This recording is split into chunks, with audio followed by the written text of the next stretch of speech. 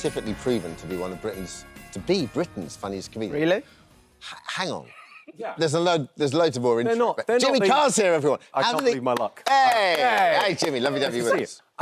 Scientifically, the funniest comedian. Yeah, well, these are not. How do they work the These are science not on the that? best scientists. These are not the guys. These are not the guys working on the cures and the vaccines and stuff. These are just some guys that graduated at the bottom of the class. I mean, who's the funniest comedian? They did some study where they got people to watch Netflix specials and saw how many people got the most laughs and. Whatever, I came out. It doesn't mean anything. Congratulations. Did you say anything? I always think with I'd comedy... put that on the book. That would be on the, like, scientifically Right at the top. proven. No, but with comedy, it's like, if you think I'm funny, you're right, and if you think I'm not funny, you're right. It's such a personal thing, isn't it? The way it is. Yeah. I mean, you could turn up at one of your tours and think, this wasn't great. Yeah, no, absolutely you could, yeah. Let's run with this. No. I'm not going to remember this because It's a great thing, though. I've It's seen like you 20 do this years in. joke What joke? when someone heckles you and you literally fire it back and it's not great for them. That's all I can say. When I work with you, you talk about their mum. It's very funny. I would never do that. I wouldn't make the jokes directly about you. You know that.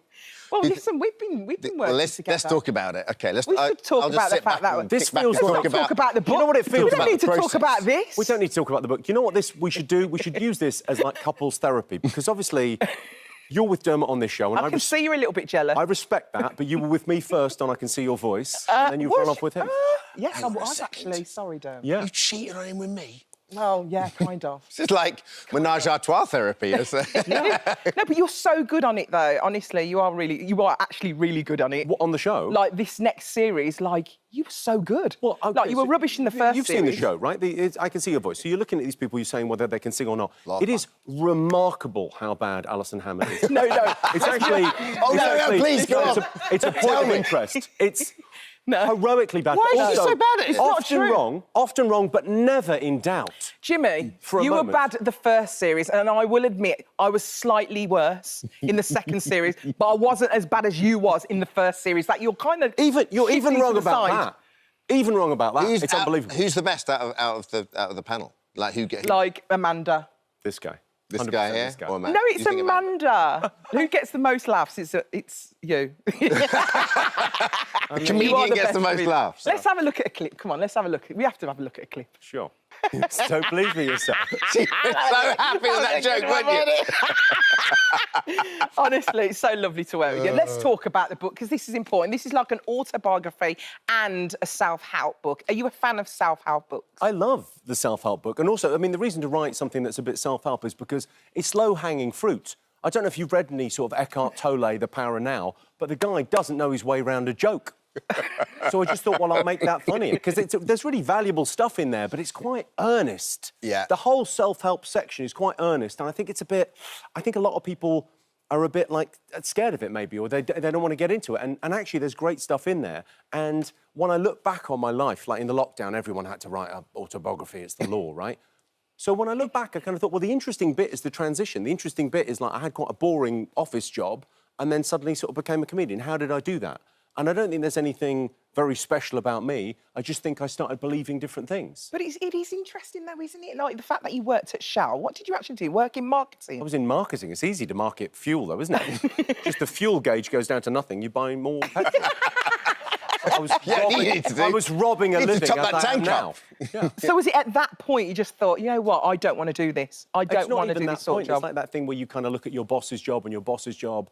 And I think a lot of people have done it over lockdown. I think there'll be a lot of people watching sort of going, I kind of want to change things. And it's that thing of going, well, what really changes? It starts with your beliefs. It starts with your sort of disposition and how you are in the world. So what did change for you? Was there a moment, or did it slowly come to you and you just went, you know what? I don't think it was one moment. It was kind of over kind of about a year, sort of 2 years, just sort of realising that this is it. That sort of, I think it was slightly linked to kind of a loss of faith, which I think a lot of people, when they become atheists from being, I was a Catholic, for a lot of people, that's really sort of heartbreaking and awful. I found it like a rush of blood to the head. I found it really sort of empowering, because I sort of went, well, I've got this one life and I better sort of make good on this. I've got an opportunity here. I can do something. And then that sort of belief of going, I could do what anyone else could do. And then it was all about kind of, I talk about it a lot in the book, leaning into what you're good at. Not better than anyone else. You don't have to be world-class. You just have to be, what's the thing that you do better than anything else? What's the thing that you do that you find easy that other people find difficult? And you kind of notice that. You might not notice what you're good at. Yeah. You know, it's that thing of like, and then you lean into that. And I was good at I was good at gags. So at what point did you realise that you had a special power, that's what I call it, your special power, when you could see people found you hilarious? I sort of knew it from being around friends and stuff, but then it's very nice of you to say. You are so funny, honestly. Yeah, but it's one of those things where you just go, you kind of lean into that. It's also, I wasn't like there's myths in our culture, right? There's two big myths. One is hard work will get you there, and one is genius. It's just all in you. It's always a mix of the two. Yeah. Over time. So you go, I had a little bit, I was quite funny with my mates, and then I put everything into that. I really focused on that one thing, and I worked so hard. Plus luck. Plus luck. You've got to turn up at the right place at the right time, and there's serendipity in there as well. I like that thing of like my friend's dad, my friend Matt Thicke's dad used to always go, "Be lucky," was his kind of phrase. This guy John Thicke, he was a great bloke. He'd say, "Be lucky," and I always thought it was ridiculous. And I kind of understand it now. That the idea that like luck, you make your own luck. If you sort of work hard at what you're best at, you're buying lottery tickets, and every time you get a lottery ticket, it's like there's more chance of you sort of getting on in that thing. And I sort of wrote the book to kind of go. Partly because I became a father and I wanted to leave, you know, my son something other than jokes he can't watch until he's 21. You know, so I wanted to sort of say what I think about the world. And it's like that thing of like going, well, you make your own luck in life. Yeah. And it seems like a very simple thing, but I think a lot of people don't think of it in those terms. What was the process like to go back and just, you know, remember the tough times? Were you... I loved it. I found that thing of like in lockdown, because we all slowed down for sort of 18 months, a lot of us, you know, I couldn't work, I couldn't do my frenetic life of gigging every night. I couldn't do it. So you slow down to nothing, and then as you slow down, you start to remember more. It's like memory and speed are inversely proportionate, so you slow it down and you remember. And then I got a call from, you know, Adam Kay, the guy that wrote that amazing book about the NHS. Yes. This Is Gonna Hurt. He wrote this brilliant book. And he calls me and he says, "Oh, we're doing a fundraiser for the NHS. We're going to write a book about our experiences with the NHS." And so I wrote an essay about my mother dying in Guy's and St Thomas's in London and how amazing the pain team were and how amazing the care was. It was extraordinary. And I loved doing it. I liked sitting in that kind of melancholy space and remembering, and I hadn't thought about her in that way, in that depth, and cried about her for a long time. It's weird you say that, because when I did my book, I talked about my mum, and it wasn't until I read the audio was the point where I started crying. I couldn't believe it. It was actually just remembering. It's nice those moments. To it, there's incredible catharsis. Yeah. I did a chapter for that book about my dad. Thankfully, got better from his cancer, but he had cancer in '87. I did a piece about the Royal Master, and it's incredible the memories it triggers. You go back and I guess lockdown gave us the space and time to do that. Yeah, I mean, it was one of those things as well where you go, saying yes to stuff is always a good idea, because I said yes to that when Adam called, and then wrote the piece, and then someone called from the publishers and went, "Do you want to write a book?" And my normal answer is, "Oh, I can't, I'm way too busy." I went, "No, great." You've got the time. I loved doing it. I mean, I loved it. You wrote a book in lockdown as well, didn't you? I loved it. I really enjoyed it. Feel so proud of it as well. Yeah, it's a lovely thing to kind of look back. But I think it's not about, you know, I don't want people watching at home going to just three people talk about how great the books are. But they are. It's about, no, but it is about... In fairness, no one mentioned your book. It's about creating. In fairness, we were just having a chat about our books, and you've sort of lumped yourself in there, which seems... Well, I'll be honest with you, mate. You know, best-selling kids author, but let's not talk about that. But you know, I think it's about creating, isn't it? It's about like what the lockdown gave us that space and time to do things that we're passionate about. The thing in mind, you know, is I wasn't a particularly creative person growing up. I was, you know, academically pretty good and had a nice job, and it was all going fine. But the good is the enemy of the best. And I think there's a lot of creative people out there. There's a lot of people at home that could be stand-up comedians or artists or chefs or presenters or whatever they want to follow, whatever their dream is. You've got to believe it. It's leaning into what they're best at. I would say, like, follow your dreams if your dreams are what you're best at. If that's the thing that you do best, do that. And people need a bit of encouragement. I met people along the way and got exposed to, like, self-help books when I was in my sort of early and mid-20s. And it changed my life. It had such an incredibly positive effect. Yeah. And I wanted to kind of share that a little bit and make it sort of you know, I'm trying to sugar the pill always with comedy. I'm trying to be funny to make it kind of, it's OK to kind of talk about these things. Yes. Tell us about becoming a dad. How has that changed your comedy? How did it happen? Well, a mummy and a daddy, when they love each other very much.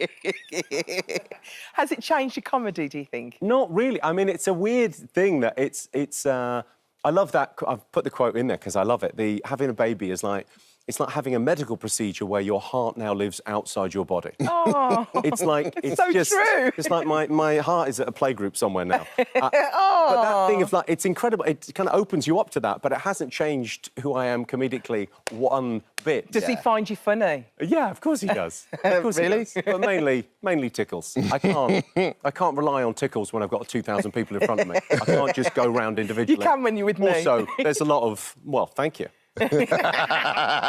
Let's talk about your show. I literally just told you. Tell us quickly what's the premise? I literally just told you I don't know if it's the worst idea for a TV show ever, but it's the best thing I've ever done, I think. My friend Richard Bacon came up with it. It's a crazy idea for a TV show where it's a quiz show. Yeah. I ask you questions, but I've just told you all the answers. No. For everything. Oh, my goodness. I literally just told you. What, so you'll just chat in, have a little chat? So we introduce the people on the show, introduce the 4 people, and then the first question to this guy is about this guy. No. And then they've got a concept, so you've got to pay attention to everything. So it's like a conveyor belt on the Generation Game. Yeah, but the whole show. The whole show. With most shows, when you watch Millionaire or you watch, Weakest Link, you either know it or you don't. Yeah. With this show, all you need to know to join in is the show. You just got to watch it from the start. It starts on the 16th of December. I think it's the best thing I've ever done. Do you think it's punters and it's crazy. Oh, Could you do that? I could do that, yeah. I could do that. I probably wouldn't be listening, though. That's I probably not like wouldn't be you. listening. So you could do that, but you would be bad I at wouldn't it. listen, but I just want to do it. Do we get a fee? Of course Welcome to my get a world. fee. Of course you I can get a fee. come. I'm I only won't listen. joking. Do I get a fee? I'd do it for free. That's for literally Jimmy. every Friday of my life. He's me mate. I'd do it for free. You're in a banker. That's Alison Hammond's motto. Well, listen, the book is out now, Before and Laughter. There's your money shot. There you go. Hello. I literally just told you now starts it on goes to Thursday, number one. the 16th of December. Honestly, no one sells it like Hammond. Also, Yeah. Alison's book's very good, and Dermot's book is also available. Available, and you make your own value judgment. It's a children's book. It wasn't meant to be, but it is.